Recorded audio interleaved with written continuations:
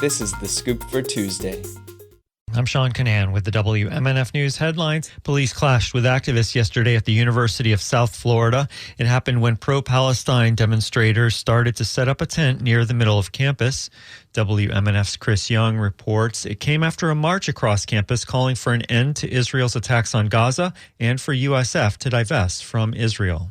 From the river to the sea! From the river to the sea! Palestine will be free! Palestine will be free! A group of around 40 activists protested outside of the campus library, then marched to the MLK Plaza near the middle of campus with blankets and tents to set up an encampment. University police, school officials, and a smaller group of pro-Israel activists flanked the demonstration. Police handed out printed guidelines to some protesters. Later, things escalated when demonstrators started to set up tents. This led to a clash with police and some protesters being escorted away by the police.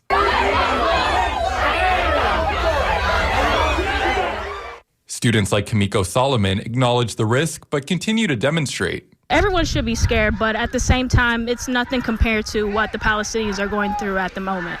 Protesters are demanding that USF divest from Israel, disclose all investment information, and put out a statement standing in solidarity with Palestinian and Arab students. Ali is a demonstrator who spoke at the rally. Their investment portfolio has remained private since 2013. We as students, alumni, and faculty of a public university deserve to know where USF money goes. In early April, a group of USF activists ended a hunger strike lasting over 2 weeks. They too demanded the university divest from Israel. For WMNF News, I'm Chris Young in Tampa. Israeli Prime Minister Benjamin Netanyahu pledged today that he will launch an incursion into the southern Gaza city of Rafah. That's where more than 1 million people are sheltering from the almost 7 months long war. Netanyahu's pledge came even as ceasefire negotiations between Israel and Hamas appear to be gaining steam. Netanyahu says the Israeli ground forces will enter Rafah with or without a deal. The union representing many Disney workers in Central Florida announced a campaign yesterday seeking to unionize 5 Disney Springs restaurants owned by the Patina Restaurant Group. Central Florida Public Media's Joe Burns has this report. Unite Here Local 737 filed complaints earlier this month with the National Labor Relations Board.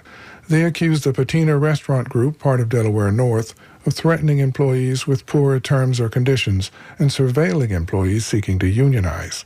At a press conference, several restaurant workers voiced concerns about lower wages than Disney employees, part-time instead of full-time work, and a lack of benefits. Kristen Mercer works at Maria and Enzo's. She says that, like Disney-owned restaurants, they give customers the rewards and, quote, the magic of Disney. We're expected to provide that Disney experience for our guests, but as employees, we are not getting that Disney experience that we deserve. She calls on Delaware North to meet with employees and allow, quote, fair proceedings. In Orlando, I'm Joe Burns. In an email, a Delaware North spokesperson says, "We respect our employees' right to consider representation by the union." Florida is again targeting people based on their sexual orientation and gender identity. Yesterday, Florida joined 3 other states in filing a federal lawsuit challenging a new Biden administration rule about sex-based discrimination in education programs. They want to block new federal Title IX regulations that prohibit discrimination in education programs based on sex. The lawsuit alleges in part that the Biden administration has overstepped its legal authority in extending the regulations to apply to discrimination based on sexual orientation and gender identity.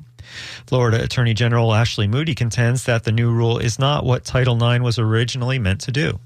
We'll fight very strongly against this rule just to ensure that this does what Congress intended to do, and that's provide opportunities to everyone, and especially, I think, protect the security and fairness for our biological females. But that term, biological females, is not in Congress's Title IX law. Monday's lawsuit seeks a stay of the new rule's effective day and an injunction barring enforcement of the rule. Captain Steven Stamkos may have played his last game in a Tampa Bay Lightning sweater. Last night, the Bolts were eliminated from the Stanley Cup playoffs by the Florida Panthers in the first round. Stamkos' contract has expired, and he becomes a free agent.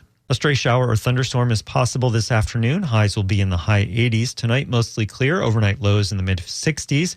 Tomorrow, a stray shower or thunderstorm is possible. Highs will be in the high 80s. I'm Sean Canan with the WMNF News headlines. This is The Scoop, recorded at WMNF Tampa.